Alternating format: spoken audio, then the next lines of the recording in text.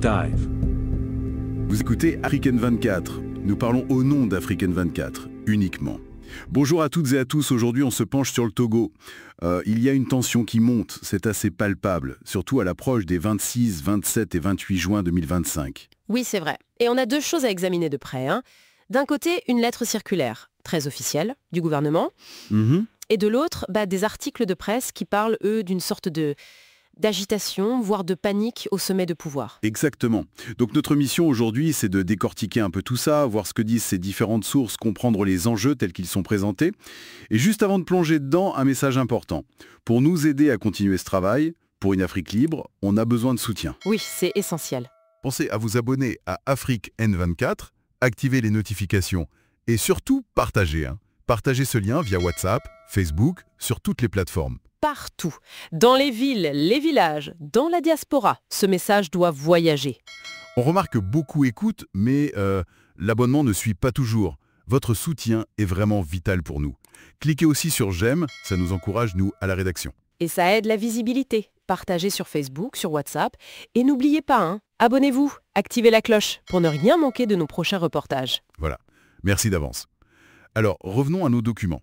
Cette fameuse lettre circulaire, la N 2509 CPSG, elle est datée du 30 mai 2025. Signée par Aoefavi Johnson, qui est ministre, secrétaire général à la présidence du Conseil. Lettre circulaire numéro 25-1095, PC, SG. Relative aux demandes d'ordre de mission, d'autorisation de sortie du territoire national, d'établissement ou de renouvellement du passeport de service. Madame et Messieurs, les présidents des institutions de la République. Monsieur le ministre d'État. Mesdames et Messieurs les ministres et ministres délégués.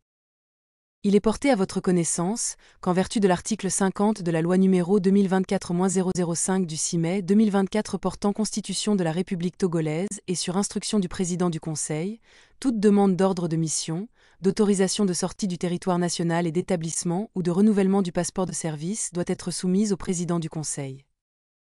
Aussi, lesdites demandes doivent être déposées au cabinet de la présidence du Conseil.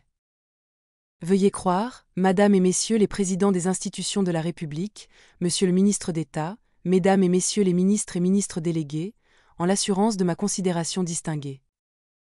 Cachet, République togolaise, Présidence du Conseil, le ministre, secrétaire général.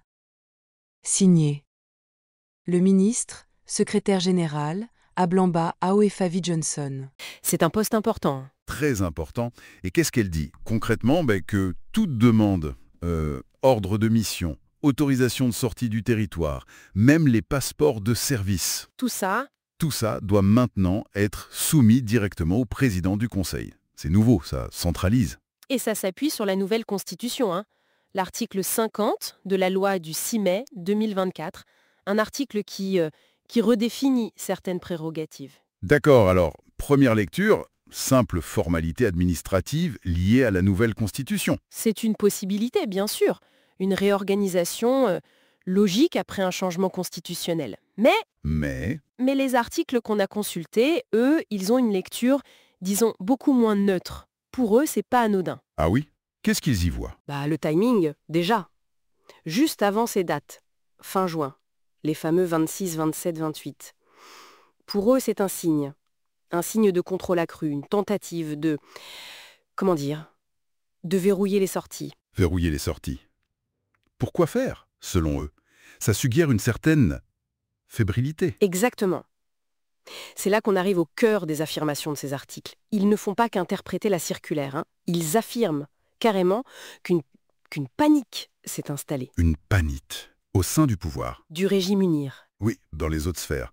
Ils parlent même, tenez-vous bien, d'exfiltration discrète. Exfiltration. De familles de dignitaires. Des centaines d'enfants, disent-ils, qui seraient envoyés en Europe, France, Belgique ou aux États-Unis, Canada, même Turquie. Ah bon? C'est une affirmation assez forte, ça. Très forte. Et les articles soulignent le contraste. Ceux qui appellent à la fermeté, à la répression peut-être, selon ces sources, organiseraient en coulisses la fuite de leurs proches. Laissant sur place... Les militants de base, les forces de l'ordre. C'est l'image qui est dépeinte, oui. Un sentiment de deux poids, deux mesures, de trahison potentielle. Et du coup, quelles sont les implications que ces articles tirent de tout ça, si on suit leur logique? Pour eux, la boucle est bouclée. La circulaire, vue au départ comme administrative, devient la preuve de cette panique, de cette fébrilité. Le fameux « les rats quittent le navire », quoi.